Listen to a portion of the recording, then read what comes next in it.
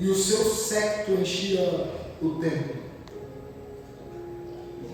E os serafins estavam acima dele, cada um tinha 6 asas. Eles tinham quantas asas, igreja? 6. Mais forte, quantas asas, igreja? 6. 6 asas. Com 2 asas, eles cobriam o rosto. Com 2 asas, os pés, eles cobriam os pés. E com 2 asas, eles voavam. E clamavam para os outros, dizendo: Santo, Santo, Santo é o Senhor dos exércitos. Toda a terra está cheia da sua glória. E os umbrais, irmãos, presta atenção nisso aqui, irmãos. E os umbrais das portas se moveram, eles tremiam, se moveram com a voz do que clamavam. E a casa se encheu de fumaça. Então disse eu, Isaías está dizendo: ai de mim, que vou perecendo, porque eu sou um homem de lábios impuros e habito no meio de um povo de impuros lábios. E os meus olhos viram o Rei, o Senhor dos exércitos. E um dos serafins voou para mim, trazendo na sua mão. Eles trouxeram o que, igreja? Uma brasa viva. Eles trouxeram o que, igreja? Brasa viva. Uma brasa viva, que tirara do altar com uma tenaz.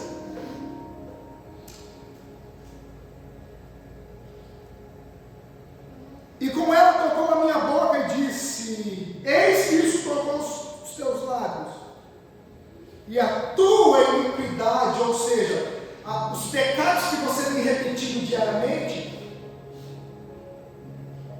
foi tirado. E purificado o teu pecado. Depois disso, ouvi uma voz que dizia: a quem enviarei? Quem há de ir por nós? Então disse eu, toda a igreja junto. Então disse eu, 1, 2, 3. Eis-me aqui. Mais forte. 1, 2, 3. Eis-me aqui. Mais uma vez para você decorar. 1, 2, 3. Eis-me aqui. Envia-me. Eu preciso gastar uns 10 ou alguns minutos na introdução daquilo que o Espírito Santo me falou, baseado nesse texto. Todos vocês me conhecem, nesses 10 anos que eu tenho pregado aqui nessa casa.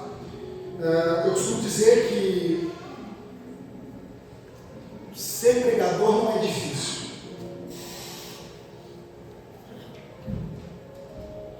Pregador, conferencista, prega aqui, prega lá, prega lá do lado, está pregando, até não é tão difícil, porque você pega uma mensagem, você vai pregando ela e depois que você prega uma mensagem mais de 11 vezes, aí que você começa a pregar ela um pouquinho melhor. Então quando você prega lá, até não é difícil. Eu tenho sentido uma dificuldade muito grande nesses dias, e eu sempre falo aqui que eu prego muito pela misericórdia de Deus, porque você pregar para toda a igreja, para a mesma igreja, toda semana, nesses 10 anos não é fácil. É só pela graça de Deus, é só pela misericórdia de Deus.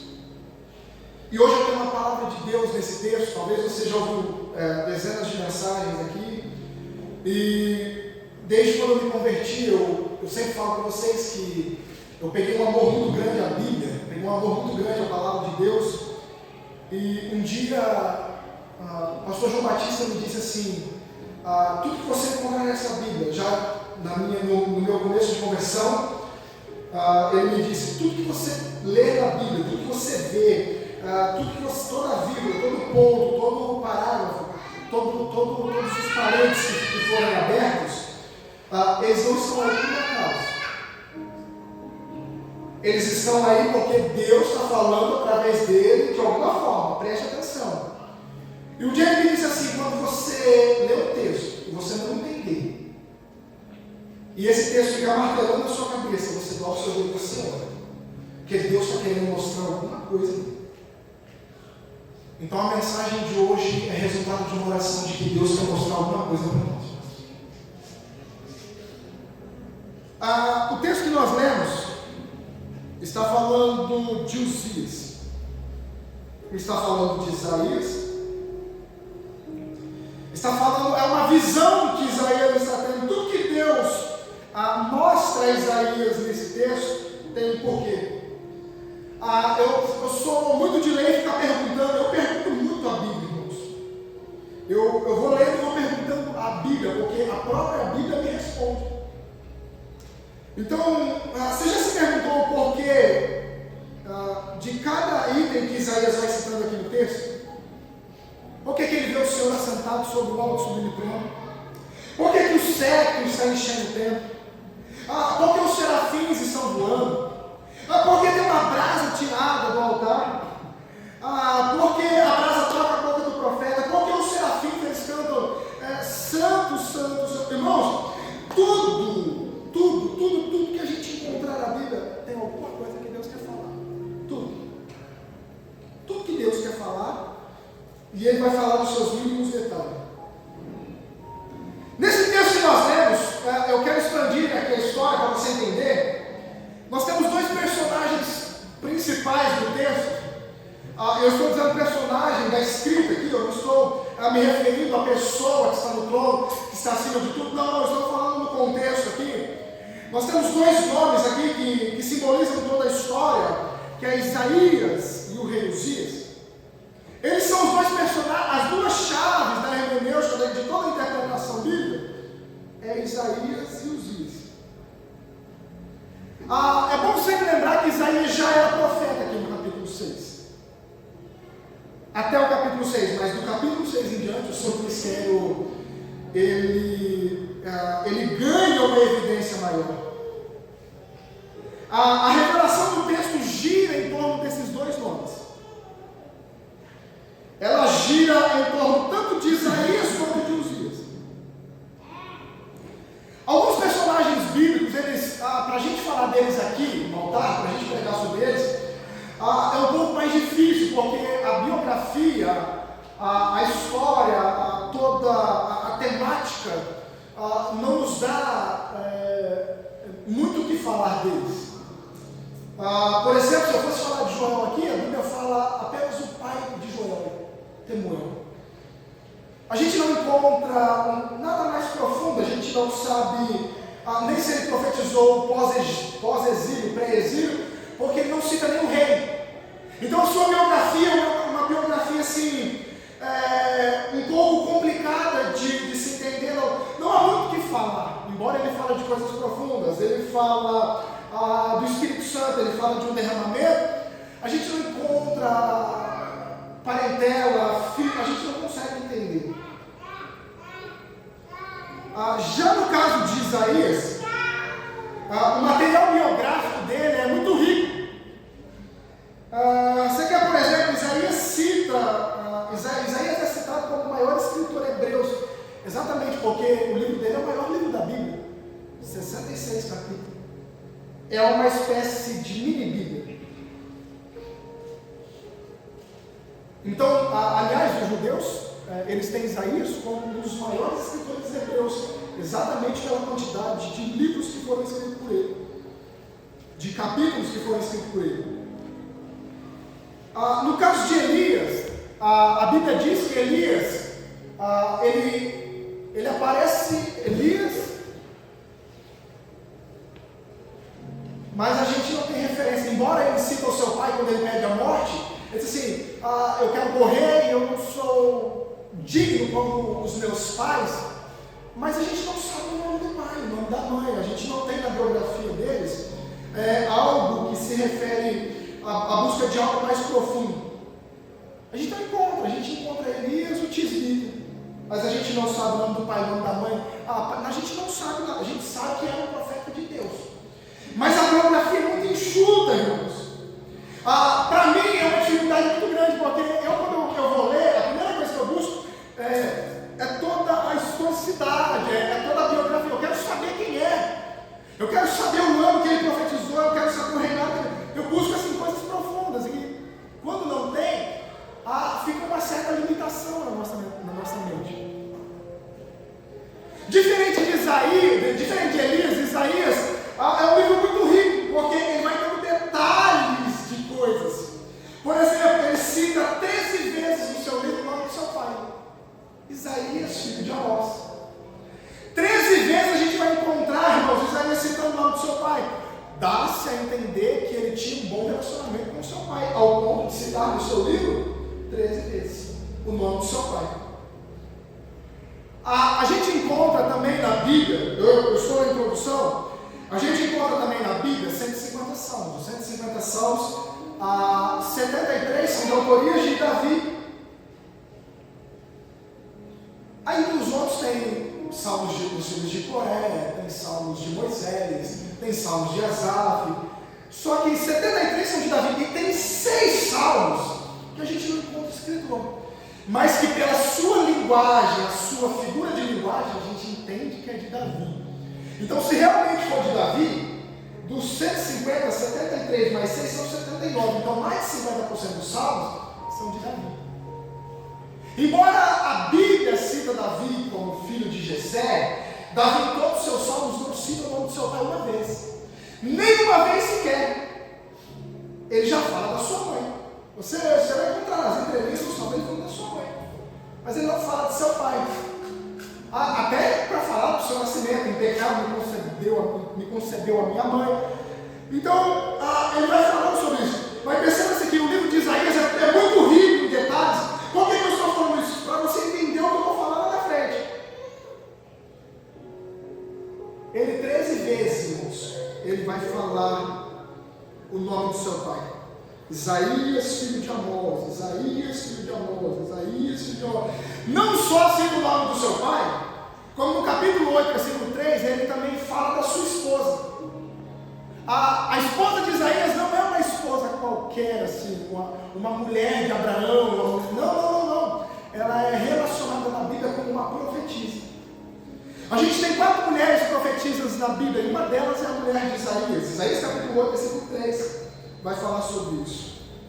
A Bíblia também dá detalhes sobre a família de Isaías, porque ela diz que os filhos de Isaías, eles receberam nomes proféticos, de acordo com o tempo que ele profetizou.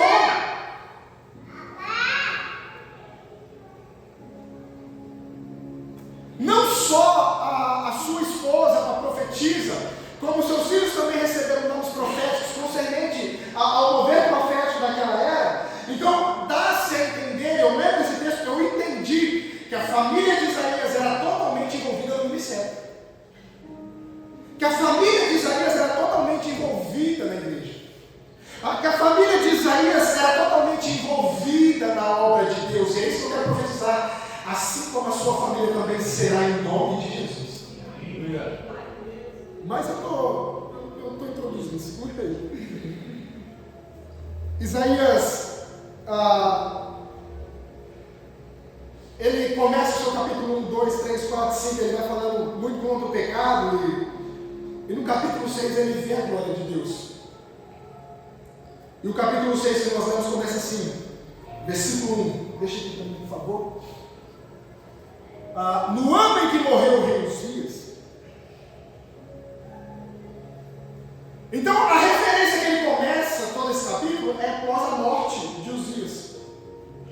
Isaías tinha um grau parentesco com Uzias. A gente não sabe, alguns dizem, os historiadores dizem que era tio. Eu ouvi uma outra linha dizendo que ele era primo de 2º grau, outros dizem que ele era primo de 1º grau, não sei, não importa. O que eu sei é que Isaías tinha acesso direto ao trono de Uzias. Ele tinha acesso direto ao palácio. Ele tinha acesso direto ao trono do rei que reinava na sua era. Então nós entendemos quem foi Uzias, quem foi Isaías. A pergunta é: e quem foi Uzias? Os dois personagens principais do texto precisam abrir o nosso coração, porque senão a gente não vai conseguir entender o que Deus está falando. Ninguém vai entender a Bíblia chegando em casa dizendo assim: no ano que morreu o rei Uzias, obrigado, Senhor. Não. A cada detalhe Deus quer falar conosco. Há uma profundidade e uma revelação para cada contexto e texto daquilo que Deus vai ministrar em nós. E quem foi Uzias? O texto começa dizendo: a partir da sua morte. A partir da sua morte. Agora, antes de falar de Uzias, é bom a gente lembrar que Isaías também foi um dos profetas que profetizou por um ano mais extenso. O seu ministério durou 60 anos, irmãos. 60 anos. Durante 4 reinados ele profetizou. Uzias, Jotão, Acais e Ezequias encerram o seu reinado. Lembra da profecia de Ezequias? Ele entra no templo, fala para Ezequias pôr a casa em ordem. Ezequias pede e Deus dá mais 15 anos de vida. Ali encerra o reinado de Isaías. O ministério profético de Isaías. Agora, quem foi Uzias? Temos pelo menos 2 textos que nos dão a informação biográfica deles. Segundo Reis 15. E nós temos também 2 Crônicas 26. Eu não sei qual é o pior texto para ler, porque ambos os dois dói o coração quando a gente lê. Ambos os dois dói na nossa alma quando a gente vai ler. Se a gente juntar a informação de ambos os textos, a gente vai descobrir que ele reinou entre 52 e 55 anos. Se você pegar um texto que está escrito que ele reinou durante 52, o outro, o escritor diz que ele reinou 55. Certo é que o período é entre 52 e 55 anos. Foi o tempo do seu reinado. Um reinado muito longo, irmãos. Ele ficou no trono entre 52 e 55 anos. A Bíblia diz que ele assume o reino com 16 anos de idade. Logo depois do... Vamos, preste atenção, aqui eu vou começar a mensagem. Logo depois do assassinato do seu pai. Então quem estava no trono? Seu pai. Pai morreu assassinado. Ele é obrigado a sentar no trono. Porque ele faz parte da dinastia. Ele está no tronco, irmãos.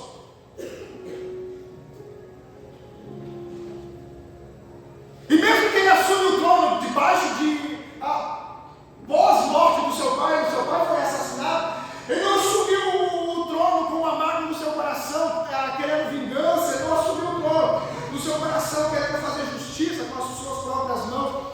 A Bíblia diz que ele se torna um dos reis, um dos maiores reis de toda a história bíblica. Ele se torna um dos homens que se assenta no trono de Davi, que fez mais história. Um dos homens que mais prosperou. Mesmo tendo assentado no trono depois de uma perda muito grande. Mesmo depois de ter sentado no trono pós-morte, pós-assassinato do seu pai. Então, irmãos, o Espírito Santo abre o nosso coração dizendo: irmãos, não há desculpas dentro de nós.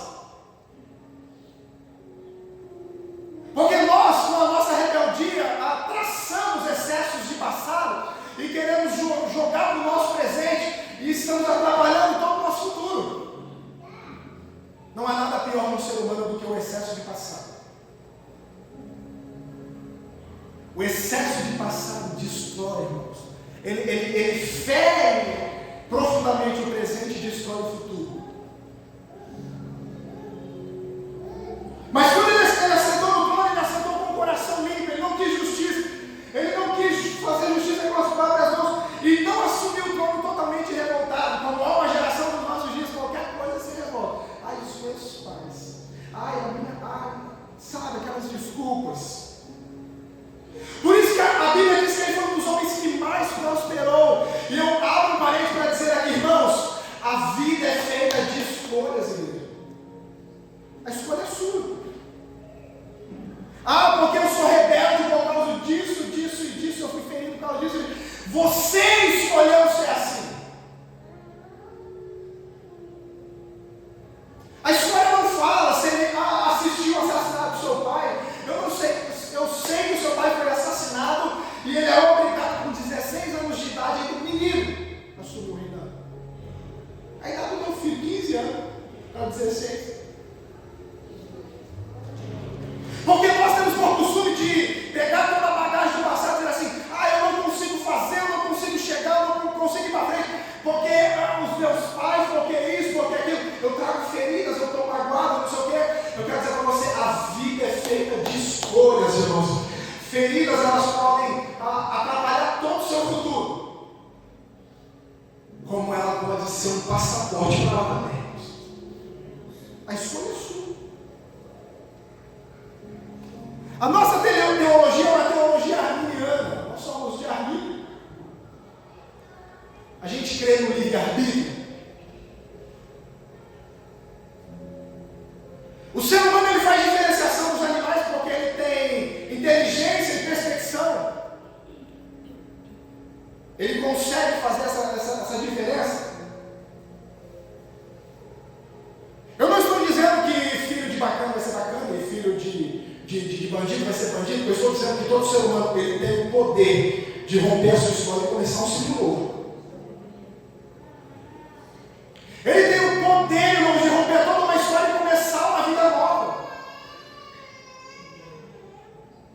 Então não é porque a gente vem com excessos de passado. Quem aqui não tem excesso de passado? Quem aqui não teve uma família desestruturada? Quem aqui não teve uma família que passou por lutas, divórcios, problemas, traições? Eu não sei qual é o excesso de luta, mas a decisão de ter uma mudança daqui para frente precisa ser sua. Alguém tem que dar o primeiro passo. E Deus está chamando a gente para dar o primeiro passo hoje de igreja.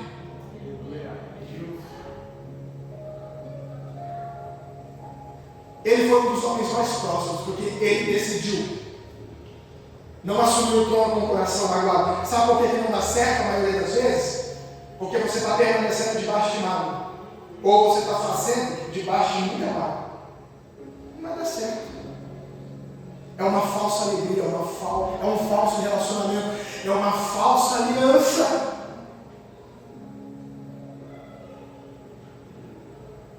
Se alguém aqui quer dar um passo avante em Deus, precisa fazer como o apóstolo Paulo. Uma coisa eu faço, é deixando as coisas que para trás ficam, eu prossigo as que estão adiante de mim, pelo prêmio da soberana vocação. Não só um nível de prosperidade, não só um nível de uma nova história, não só um nível de algo maior que Deus fez, irmãos. Há um prêmio muito maior em Deus nos esperando, igreja. Excessos de passado só vão te aprisionar.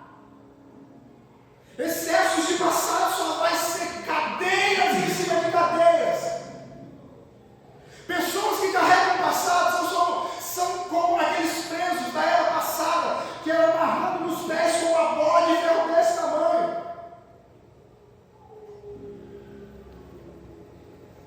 E é isso que o Espírito Santo está falando para nós já no tempo de Santa Ceia, no culto de Santa Ceia, que nós estamos hoje. O que passou, passou, precisa-se dar um passo e começar tudo novo, irmãos. O que aconteceu, aconteceu, você não vai conseguir mexer mais nessas coisas. Você não pode mudar o passado, mas o Senhor está te dando a autoridade para mudar o seu presente, para garantir o seu futuro. O seu passo vai decidir o futuro dos seus filhos. Nós sofremos muito por quê? Porque os nossos pais não tiveram estrutura. Então eles andaram numa estrada de barro, a gente andou numa estrada de barro, mas o Senhor está preparando os nossos pés e a gente está asfaltando os caminhos. Se nós pisamos no caminho espinhoso, no caminho de barro, os nossos filhos andarão em estradas mais fáceis, sem buracos, irmãos. A decisão foi nossa. Ai, porque o meu pai não, a decisão é sua. Ninguém será culpado das suas frustrações, a não ser você mesmo. Então, Espírito Santo, eu sou realista, eu vou pregar a verdade, assim como eu faço nesses 10 anos. Irmãos, como pastor, o meu desejo nunca vai ser te agradar. Quanto mais confrontado você sair, mais feliz eu fico. Porque o confronto muda, irmãos. Isso traz uma ruptura. Embora traga uma chateação, traz uma ruptura.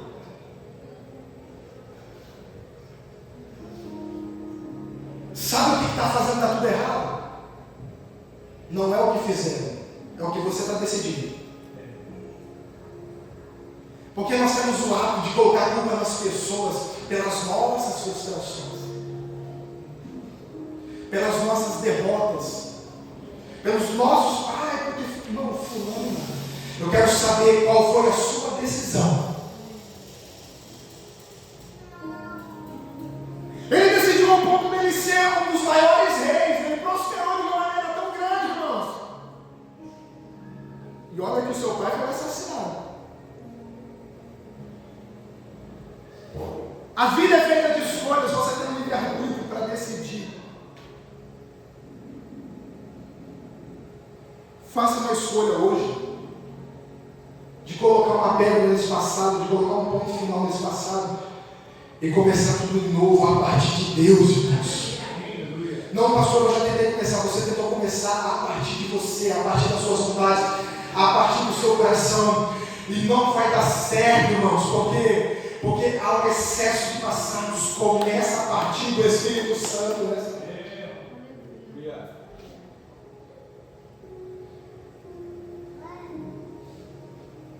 Qual foi a chave da vitória dele? Estou sentindo uma falta de um cafezinho aqui hoje, não?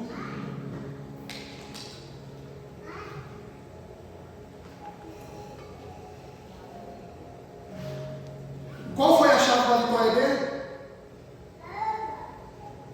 2 Crônicas 26, cadê? Deixa eu abrir aqui. 2 Crônicas 26, coloca aqui rapidinho, depois você volta para lá. Eu preciso ler isso aqui. Preciso ler isso aqui. Preciso ser rápido, senão eu não consegui pregar hoje. Olha o que o texto diz. Rapidamente, versículo 1 ao versículo 5. Então todo o povo tomou Uzias, que era da idade de 16 anos, e fez reinar no lugar de Amazias, seu pai. Este edificou a Elate, e a restituiu Judá, depois que o rei adormeceu com seus pais. E era Uzias de 16 anos quando começou a reinar, e reinou 55 anos. Reinou em Jerusalém. E era o nome da sua mãe, Jecolias, de Jerusalém. Versículo 4: e fez que era reto aos olhos do Senhor, conforme tudo que fizera Amazias seu pai. Versículo 5: aqui está a chave. Aqui está a chave. Porque Deus é o que, igreja?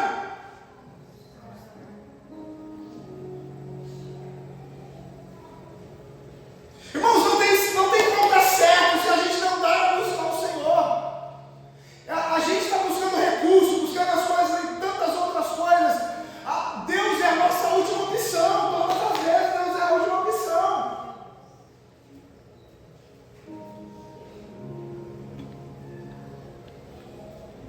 As pessoas às vezes mandam mensagem para a pastora assim, eu digo que ela é mais pastora do que eu, porque eu sou já assim mais. Mas o coração dela é de pastora mesmo. Eu acho que eu sou mais pregador, porque meu coração já. Amor, ela fala para mim, amor, fulano mandou mensagem, que não está bem, não foi na igreja, está dói, está doendo, não sei o que, está passando mal. Aquelas desculpas, o carro quebrou, não sei o que, aquelas coisas, sabe? Mas a gente já percebeu que a gente consegue fazer tudo, menos ir para a igreja, menos buscar a Deus. A gente faz o que a gente quer lá fora sem carro, a gente faz o que sem dinheiro, a gente faz sem saúde. Já percebeu que para buscar a Deus parece que.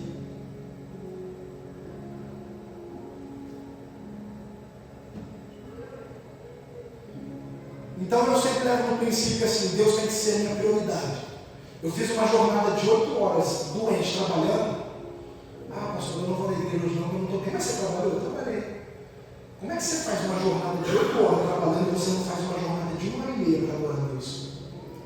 Como que pode? Aí a conta não fecha, as pessoas falam assim, eu não consigo avançar. Claro que você não consegue avançar, as suas prioridades não são Deus. As nossas prioridades não são Deus de verdade.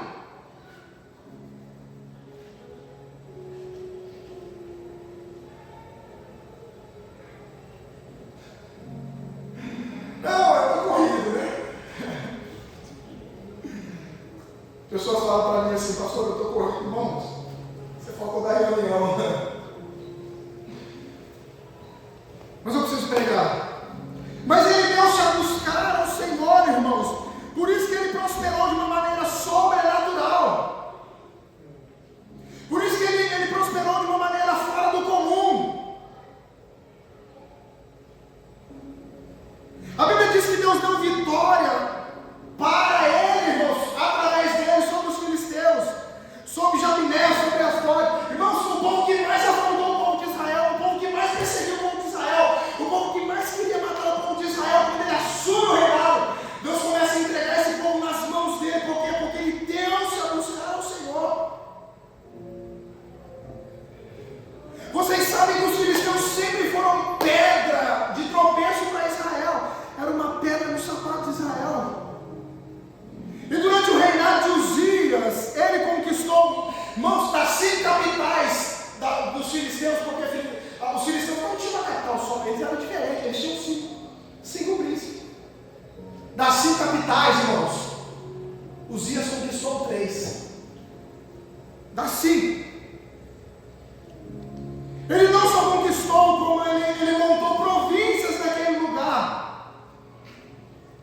E por incrível que pareça, das 5 capitais dos filisteus, Uzias conquistou 3.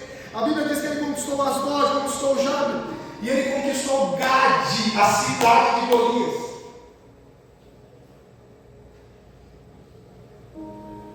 Por quê? Porque ele deu-se a buscar o Senhor.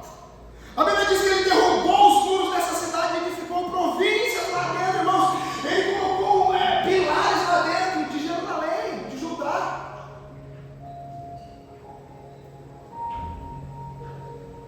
As conquistas de Uzias foram tão grandes que o rei, tudo isso começou a se espalhar ao ponto, irmãos, de Faraó lá do Egito ficar sabendo que havia um rei que tinha sentado no trono de Davi, que era excelente e que fazia as coisas para Deus com excelência.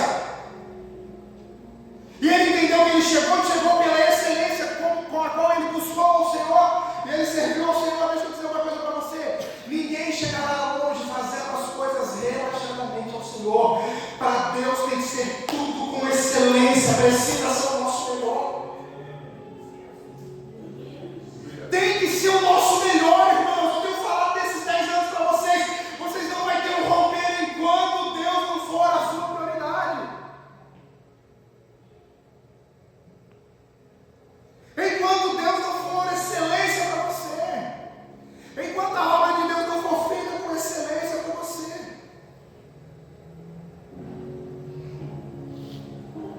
Deus enriqueceu tanto esse homem, irmãos. Porque quando ele assumiu o reinado, Israel, Judá pagava imposto, pagava tributo aos povos de Amon, aos amonitas. Quando ele assume o trono, as coisas mudam. Os amonitas começam a pagar tributo para Israel e Judá. Ele foi tão estratégico ao ponto. Eu estou na introdução, segura aí que eu vou pregar, irmãos. Eu estou contando uma história para vocês e eu vou partir para o texto de Isaías 6. Ele foi tão estratégico ao ponto dele pegar 2 das portas principais de Jerusalém. Meu Deus. Ele pegou a porta da esquina e ele pegou uma das portas do gado. Quem já leu sobre as portas de Jerusalém sabe o que eu estou falando. E ele monta pontos de segurança, torres de segurança, para proteger a cidade, coloca guardas lá. Para vocês terem uma noção, Uzias conseguiu reunir um exército em Judá. Não estou falando de Israel, irmãos, estou falando do Reino do Sul, de 307.500 homens.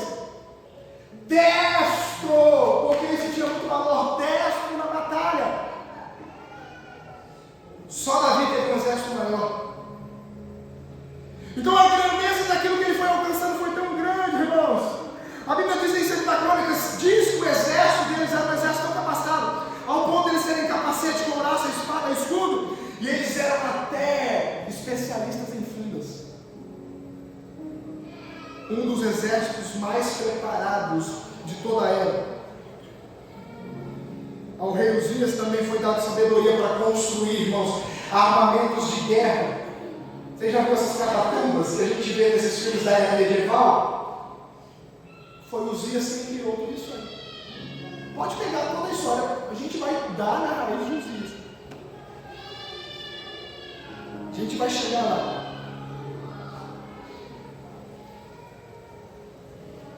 Deus deu a Uzias, e aqui eu quero partir para a gente começar a entender o texto. Deus deu um nível de sabedoria muito grande a Uzias, irmãos, ao ponto dele construir, irmãos, todas essas coisas. Eu não posso nem citar tudo o que ele fez, porque a Bíblia diz também que ele abriu poços no meio do deserto para que todo o gado bebesse água, para que todo o povo que passasse por aí tivesse acesso à água. A Bíblia diz que ele se tornou amigo da agropecuária ao ponto de ele ser um dos maiores criadores. Nunca houve tanto gado, tanto boi como houve nessa época. Por que eu estou dizendo isso? Porque ele alcançou um nível muito alto em Deus, um nível de prosperidade altíssimo. Muito alto. Muito alto. Pastor, o que o senhor quer falar? Eu vou te dizer, irmãos, eu quero dizer para você que Uzias começou o seu ministério muito bem. É aqui que eu quero falar. Ele começou o seu reinado muito bem, glorioso, ele começou lá em cima.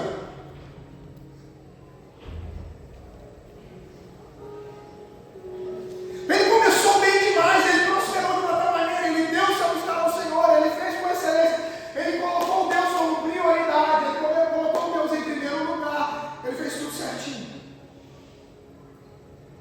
Até que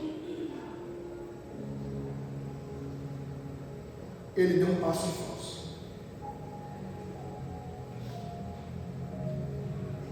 Até que ele deu um passo fora do Senhor. Capítulo 26, 2 Crônicas, que foi o texto que nós lemos, que Deus se buscar ao Senhor.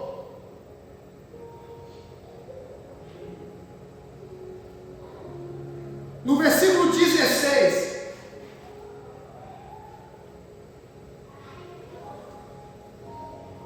ele já era um grande homem aqui, o seu nome já esparramou em todas as nações, ele cresceu fora do alcance. Irmão, já não tem mais controle para o nome Uzias, ele cresceu demais. Ele se tornou grande demais, ele alcançou o que ninguém alcançou. Isso é bom até um ponto, irmãos, desde que o seu coração esteja preparado para isso. Mas a Bíblia diz que, havendo-se Uzias fortificado, exaltou o seu até si e transgrediu contra o Senhor seu Deus, porque entrou no templo do Senhor para queimar incenso no altar. Pastor, o que significa, irmãos? Uzias foi um dos homens mais fantásticos, irmãos, até que o seu coração se exaltou. Até que depois de ter alcançado coisas grandes, depois de Deus ter colocado ele. Eu tenho medo, irmãos, de Deus colocar pessoas em alguns lugares que elas não estão preparadas. As pessoas às vezes dizem assim, pastor, ora por mim, porque Deus me coloca, irmãos, eu tenho medo. Você está preparado para chegar nesse lugar?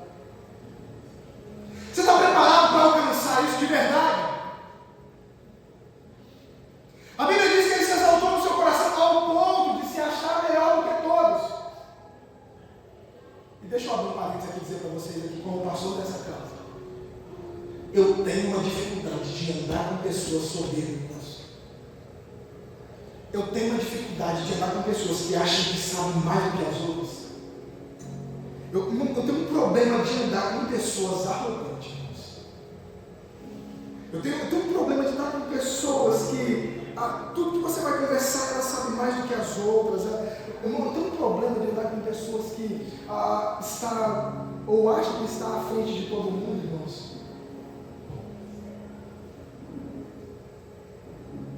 Porque eu tenho aprendido com o Espírito Santo, pelo fato de eu saber alguma coisa, não me faz melhor do que ninguém. E não me coloquem em lugares melhores do que ninguém. Muito pelo contrário, o peso é muito maior, quem muito é dado, muito é cobrado. Então eu tenho uma dificuldade de andar com pessoas que, meu Deus do céu. Eu tive uma reunião de obreiro lá em Orlândia pregando, e quando eu cheguei lá, me colocaram no escritório, só tinha pastor PhD, não sei o que, não sei o que, pastor de uma igreja de 1000 membros, pastor de uma igreja de 500, pastor, eu não sei. Tinha tanta gente lá. Aí quando eu sentei lá no sofá, aquela pastores com relógio Rolex, 30, 50 mil, sei lá. Eu falei, meu Deus, o que eu estou fazendo aqui? Mas fiquei lá. Aí não conhecia ninguém, estou sentado na minha, está todo mundo conversando. E aí, pastor, o senhor tocou o carro? Falando, sim, eu peguei uma Range Rover, vermelha, preta. Mais de $500 mil. Eu falei, meu Deus do céu. Tudo no lugar errado. Aí eu, não, porque a minha empresa, não sei o que, não sei o que. E eu cheguei lá com um carro velho, quase nem chegando. Cheguei lá quase aos trancos e barrancos. Chegamos lá numa dificuldade, irmãos. Então, se você quer andar com a gente, se você quer andar conosco, irmãos, a primeira coisa que você vai ter que aprender é ser humilde, irmãos.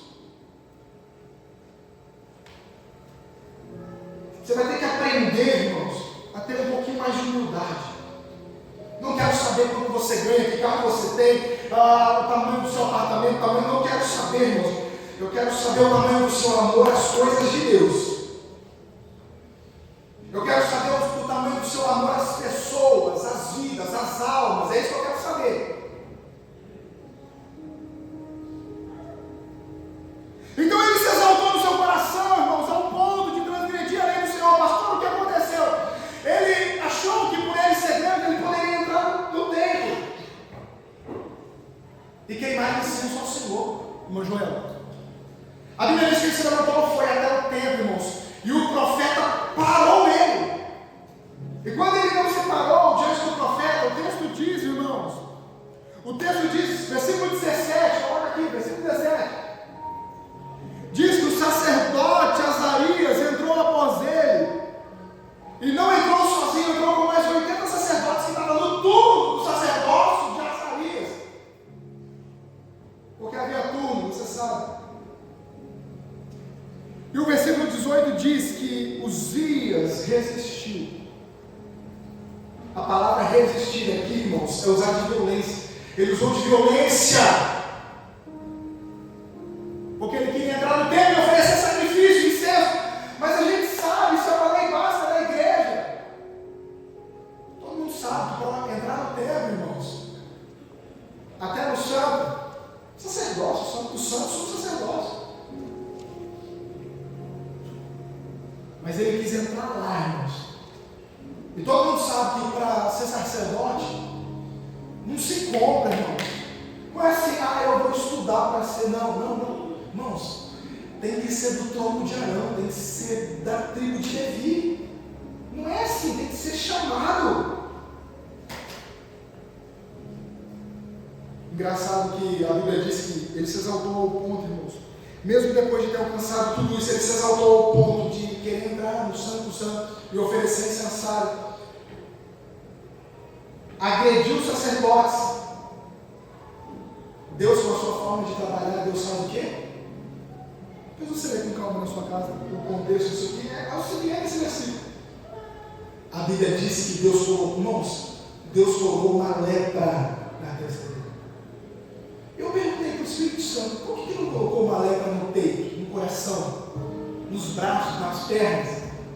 Já que ele agrediu, já que ele tentou entrar.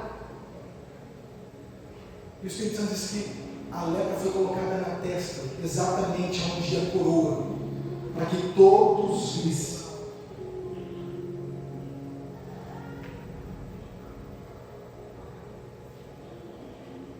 Deus, com a sua forma de trabalhar, colocou a lepra exatamente na testa. Por quê? Porque ele se exaltou. Por que eu estou dizendo isso, irmãos? A gente precisa preparar o nosso coração, porque se a gente almeja chegar em lugares altos, há um peso muito grande quando você rende essas coisas. A gente quer conquistar, mas a gente está preparado para conquistar? conquistar. A gente quer conquistar, mas o seu coração está preparado para esse lugar que Deus vai te colocar? Ou depois que Deus te colocar aí, você vai pisar em todo mundo, maltratar todo mundo, se achar melhor do que todo mundo? Você está preparado para isso? Exatamente, você está preparado. Ou depois que Deus começar a te dar as coisas, você vai se achar melhor do que todos? Porque Deus tira a gente de cada lugar, irmãos, e coloca a gente nos lugares mais altos, mas não é para a gente se exaltar como se exaltou Ele. Aí Deus dá um pouquinho, o nosso coração já se exalta. E o que Deus vai fazer por nós requer muita maturidade, irmãos, e posicionamentos nele. E talvez isso seja um dos pontos que Deus ainda não te deu e não fez. Por quê? Porque o seu coração não está preparado. Se do jeito que está, você já é arrogante, soberbo, prepotente, imagina o que Deus fazer. A base de Jesus é: seja como eu, mansos e... Toda a igreja, 2, 3. Então Jesus só pode fazer a partir da humildade, igreja. Só a partir da humildade. Como que pode um homem que alcançou tudo isso, irmãos? Feriu exércitos, venceu os filisteus, alcançou tudo isso e terminou leproso na testa, exatamente onde ele coloca a coroa. E agora, já que a lepra saiu, ele não pode mais sentar no trono, ele não pode mais, já não pode mais reinar, porque todo mundo sabe, segundo a Levítico, capítulo 13, fora do arraial. Não pode, irmãos. Eles sabendo que ele não pode reinar, o que eles fazem? Vamos construir uma casa no fundo do templo. Eles constroem um barraco lá para ele e ele fica lá até o dia da sua morte. Mas quase entre 16 e 17 anos lá no fundo. Por quê? E o trono está vazio, porque não pode se sentar no trono. Não pode. 16 para 17 anos o trono permaneceu vazio, irmãos. E o acesso de Isaías era exatamente aquele trono. Ia resolver qualquer problema das pessoas, as pessoas necessitadas, as pessoas com problema. Isaías ia direto naquele, o acesso de Isaías era aquele trono. Mas Deus também tem a sua forma de trabalhar para que, às vezes, o nosso acesso mude, desde que não seja Ele.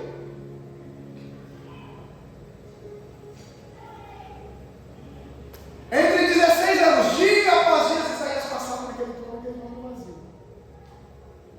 A visão de Isaías. Pega ali para mim. Aqui.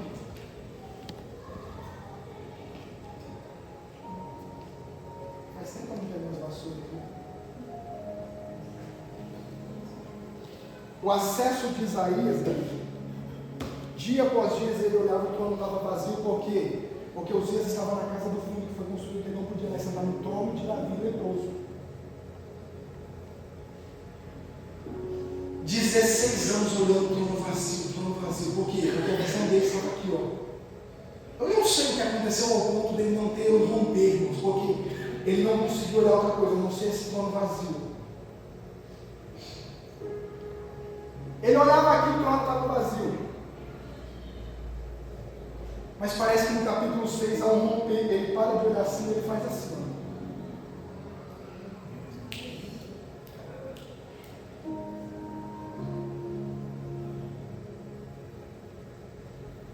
Quando ele olha para cima, irmãos, ele não vê um trono vazio.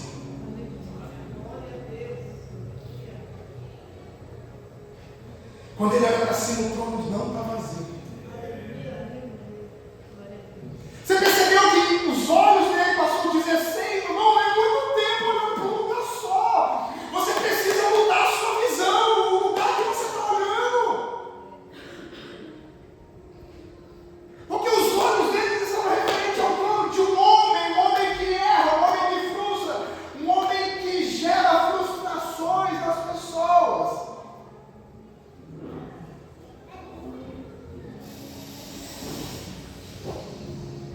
Mas teve um dia que ele decidiu olhar para outro lugar, irmãos. Ele decidiu olhar para um lugar alto. elevando os nossos olhos para os lugares altos, que é de onde vem o nosso socorro. O nosso socorro vem do Senhor que fez os céus e a terra, irmão. 16 anos olhando para o mesmo lugar, irmãos. E quando Uzias morre, naquele dia, ele passou de frente ao trono, ele viu o trono vazio, e o texto começa dizendo assim, que ele olha para um lugar diferente, e o texto começa, e no ano da morte do rei Uzias, eu vi o Senhor assentado sobre o alto superior. E eu gosto desses detalhes que ele vai dar, irmãos, é sobre isso que eu queria falar hoje. Meu Deus! Será que os seus olhos não estão apenas fixados no lugar? Não está na hora de olhar para outro lado, igreja? A gente está falando a fixar os nossos olhos no lugar, e os nossos olhos parar no lugar. Ele acostuma, irmãos, com aquele lugar. Parece que cria uma escama, a gente já não vê mais nada.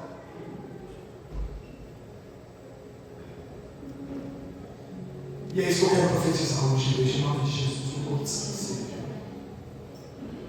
Você está olhando muito assim, ó. Hoje é uma noite que eu rompi, hoje a igreja vai começar a orar assim. Não é sobre o homem, é sobre Deus, irmãos. Não é sobre um rei que está reinando em Judá, é sobre um rei que está sentado sobre o alto e sobre a vitória. É sobre um rei inabalável, igreja. Não há uma mudança, 16 anos, por quê? Porque você está olhando para o mesmo lugar, para a mesma pessoa. Está na hora de começar a mudar a visão, está na hora de começar a olhar para Deus. Sabe por que você está frustrado? Porque você está olhando para pessoas. Sabe por que você não quer ir para essa igreja? Porque você insiste em olhar para as pessoas. Porque na igreja me feriram. Aí vem essas plaquinhas de frustrações. Desculpa, a igreja não feriu ninguém, irmãos. As pessoas estão muito dodóis ao ponto de se ferirem por qualquer coisa. Então me vem essas plaquinhas. Desculpa, a igreja me feriu nada, irmãos. A gente não tem noção que é uma ferida autêntica e verdadeira pela obra de Deus. A gente não tem noção. A Bíblia diz que pelas suas pisaduras nós somos feridas, é cruz, irmãos. Feridas são cravos, feridas são espinhos, feridas são açoites. Feridas, irmãos. Isso é ferida. No ano da morte do rei Uzias, ele viu o Senhor estava o quê? Sentado. Ele olhava no trono e Deus estava assim, ó. Cadê ele? Tranquilo aqui.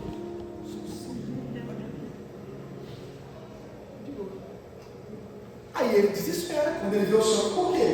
Porque o trono está vazio há 16 anos. Os inimigos começaram a invadir porque o trono vazio é sinal de desgoverno, é sinal de baderna, é sinal de anarquia.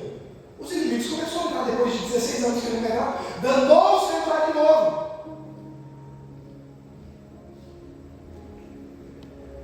Aí ele olha para cima e ele vê o Senhor assentado assim, tranquilo, por quê? Pensava-se ele que quando olhasse para cima ele ia ver um Deus assim, ó.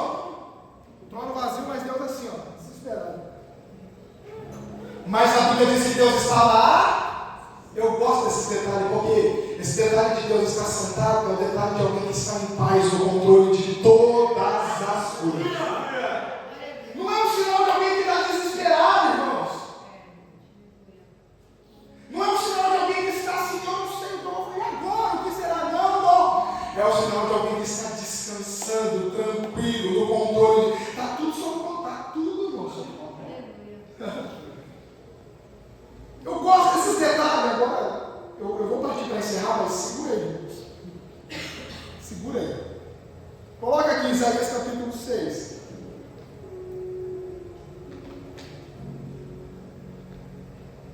Versículo 1. Diz assim: no ano que morreu o rei Uzias, eu vi o Senhor assentado sobre um alto e sublime trono, e o seu séquito encheu o templo. Eu não vou falar sobre o séquito aqui não, mas num outro culto eu vou falar, mas eu quero Versículo 2. Eu vou partir para 6. E os serafins estavam acima dele, cada um tinha quantas asas? 6. Quantas asas? 6. Mais uma vez para você decorar e talvez isso seja o teu devocional dessa semana. Quantas asas, igreja? 6. 6 asas. Eu gosto desses detalhes porque a gente começa a ler e vai orando e vai chorando. Os serafins têm 6 asas. E o texto diz que das 6 asas, Mané, 2 estão cobrindo o rosto daquele que está sobre o trono. Não é o seu rosto. E 2 estão cobrindo os pés. Com apenas 2 eles estão voando. Mas eles têm 6 asas. Eles podem voar com as 6? Claro que podem. Mas porque 2 estão cobrindo o rosto de Deus e 2 os pés, a representação de santidade maior, não tem nada maior, porque Ele é santo. Ele foi criado com 6 asas, irmãos. Mas vocês perceberam que daquilo que Deus deu para eles, eles estão usando para desfruto deles apenas 2, e para Deus eles estão dando 4?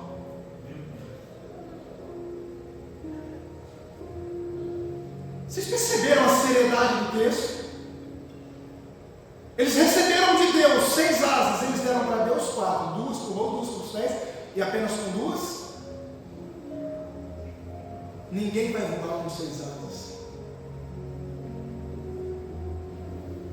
Quando eu ofereço a Deus a maior parte daquilo que Ele me deu, eu ofereço 4 asas que Ele me deu para cobri-lo de santidade, para servi-lo na sua obra, para fazer a sua vontade.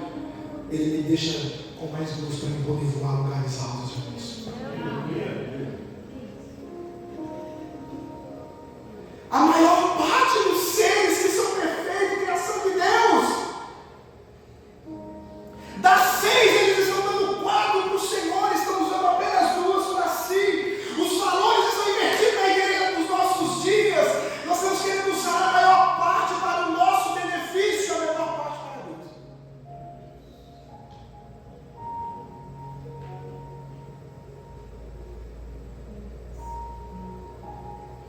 E quando eu tento usar a maior parte para o meu benefício, a menor para Deus, eu não consigo voar nem 1 centímetro do chão.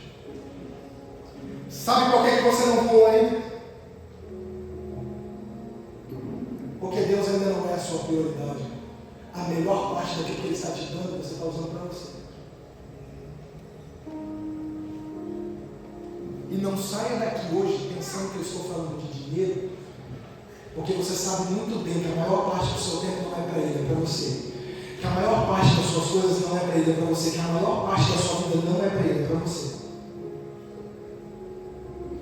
Já que o nosso viver tem que ser para a glória dele, então a nossa maior parte tem que ser para Ele, irmãos. Quando eu pego 4 das asas que Ele me deu e coloco 4 das 6 asas que Ele me deu e sirvo a Ele, Ele permite que eu alcance voos altos com mais 2.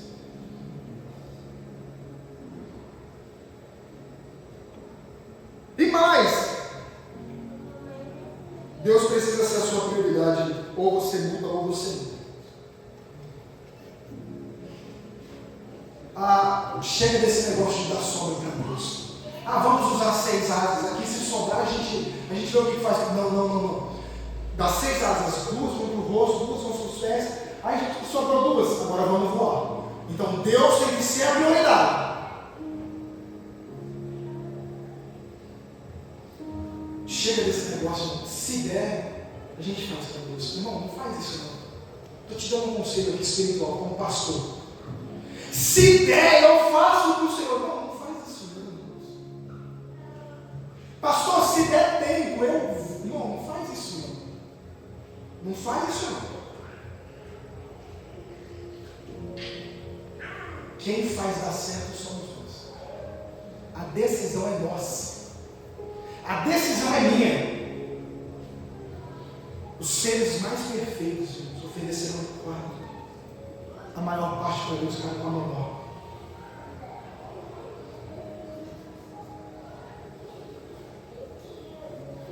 Eu vou partir e encerrar. Mas eu quero, antes de encerrar, dizer para vocês, versículo 4. Eu não sei, não consigo concluir os textos aqui.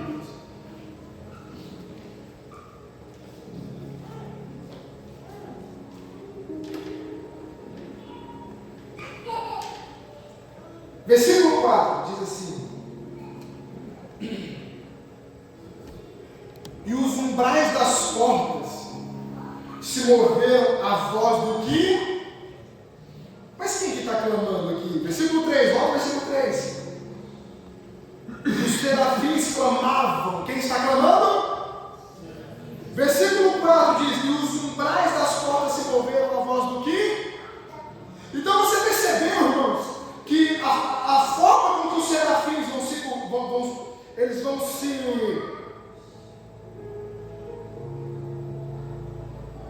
Meu Deus, eles vão clamando.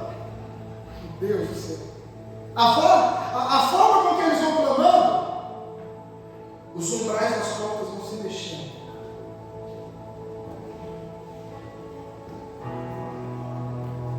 Agora o texto é muito profético, olha aqui. E os umbrais das portas se... O que é umbral? Não, todo mundo aqui sabe que é umbral, na sua casa tem. É o batente da porta. Os umbrais. Agora eu te faço uma pergunta.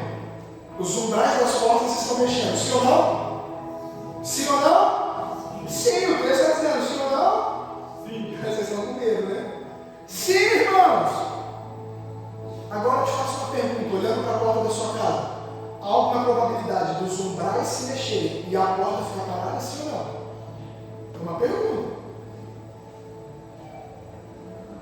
Tá? Não.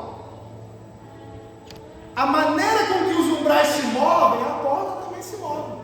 A voz do que? Só que aqui o texto não diz que a porta se moveu. Diz que os umbrais se moveram. Mediante aos serafins que estavam. Eu gosto muito desses paralelos que a Bíblia dá. Você percebeu que os serafins clamaram? E os umbrais se moveram? Mas não falaram que as portas se moveram? E a Bíblia é rica em detalhes. Eu gosto muito desse paralelo, porque a Bíblia diz em Atos que Paulo e Silas está orando. E eles começaram a clamar.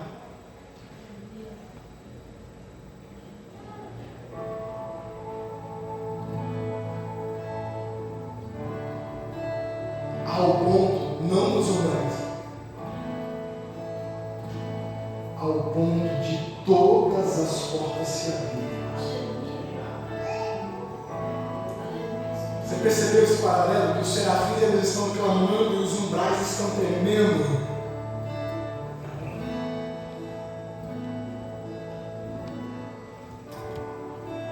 Mas quando Paulo e Silas clamam, o que abre são as portas. O que Deus está abrindo no nosso coração é que o nosso clamor tem uma força sobrenatural para abrir portas, irmãos.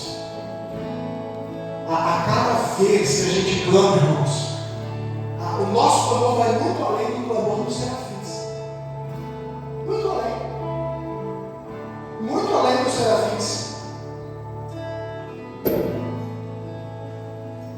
Os serafins clamavam, os umbrais tremeram. Paulo e Silas orou, clamou, e as cadeias foram se abrindo uma por uma a uma.